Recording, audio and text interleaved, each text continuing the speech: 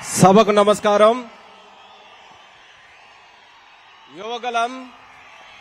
యువగలం నవశకం కార్యక్రమానికి వేదికను అలంకరించినటువంటి అతిరథ మహారథులు, తెలుగుదేశం పార్టీ, జనసేన పార్టీ నుంచి కథలు వచ్చినటువంటి నాయకులు, జన సముద్రంలాగా మారించినటువంటి మా యొక్క కార్యకర్త సోదర సోదరీమణులు, మన తెలుగు మహిళలు, వీర మహిళలు, ఉత్తరాంధ్ర నుంచి కథలు వచ్చినటువంటి ప్రతి ఒక్క సోదర సోదరిమణికి కూడా స్వాగతం సుస్వాగతం పలుకుతూ ఈ యొక్క సభా మందిరం మీ అందరి కోసం ఎదురు చూస్తుంది.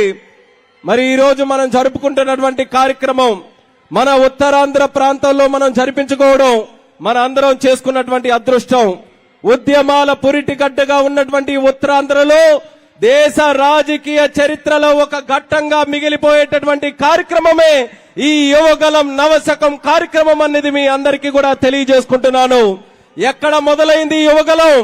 జనవరి 27 కుప్పంలో మొదలైనటువంటి యువగలానికి చిత్తూరు చిందులేసింది, కడప కదిలింది, కర్నూలు కన్నుల పండుగగా మారింది, అనంతపురం ఆత్మీయతను చాటుకుంది, నెల్లూరు నడుము బిగించింది, ఒంగోలు ఉరకలేసింది, గుంటూరు గర్జించింది, కృష్ణమ్మలా కరుణ చూపించింది, గోదావరి గర్జించింది, విశాఖపట్నం విజృంభించింది, విజయనగరం విజయ పతాకాన్ని ఎగరేసింది.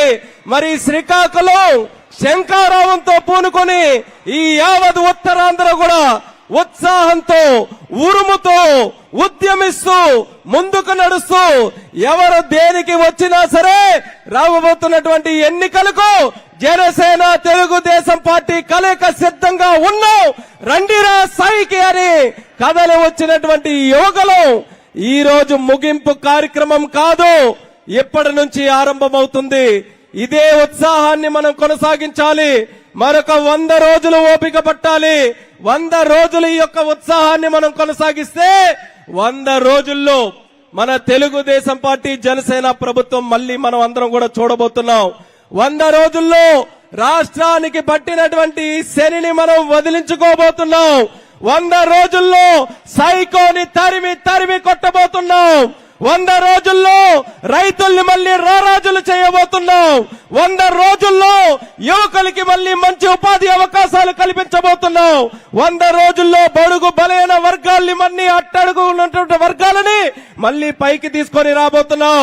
100 రోజుల్లో దళితుల పైన, ఆడపడుచుల పైన జరుగుతున్నటువంటి అన్యాయాలని, అగాత్యాలకి అడ్డం పెడుతున్నాం. 100 రోజుల్లో పోలవరాన్ని పూర్తి చేయడానికి మళ్ళీ శంఖారావం పూనుకోబోతున్నాం. 100 రోజుల్లో మనకంటూ ఒక రాజధాని ఉందని గొప్పగా చెప్పుకునే విధంగా అడుగులు వేయబోతున్నాం. వీటన్నిటికంటే నేను తెలుగోడినిరా, నేను ఆంధ్రుడినిరా అని ప్రపంచం మొత్తం గర్వపడే విధంగా రొమ్ము విరిచి ముందుకు నడిచేటటువంటి రోజులు 100 రోజుల్లో మనం చూడబోతున్నాం.